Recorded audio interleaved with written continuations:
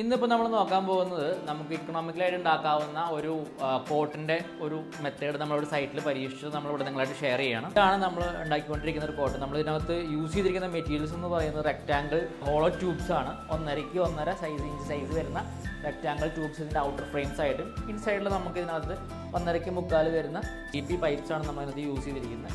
Cantilever ആയിട്ട് നിൽക്കുന്ന ഒരു കോട്ടാണ് നമ്മൾ ഡിസൈൻ ചെയ്തിരിക്കുന്നത്. ഇത് ഫിനിഷ് ചെയ്ത് കഴിഞ്ഞ് കഴിഞ്ഞാൽ നമുക്ക് എക്സാക്റ്റ് ഒരു ലക്ഷൂറിയസ് ആയിട്ടുള്ള ഒരു ഫീൽ നമുക്ക് കിട്ടും ചെയ്യും. എന്നാൽ വളരെ എക്കണോമിക്കലായിട്ട് കോസ്റ്റ് എഫക്റ്റീവായിട്ട് ചെയ്യാവുന്ന കോട്ടാണ്. ഇതിൻ്റെ സൈഡിലൊക്കെ നമുക്ക് ഇനി ഒരു സിഞ്ചിൻ്റെ ഒരു പാനലിംഗ് വരുന്നുണ്ട്. ടോപ്പിൽ നമുക്ക് പ്ലൈവുഡിൻ്റെ ഒരു ഫിനിഷിംഗ് മാത്രമേ വരുന്നുള്ളൂ.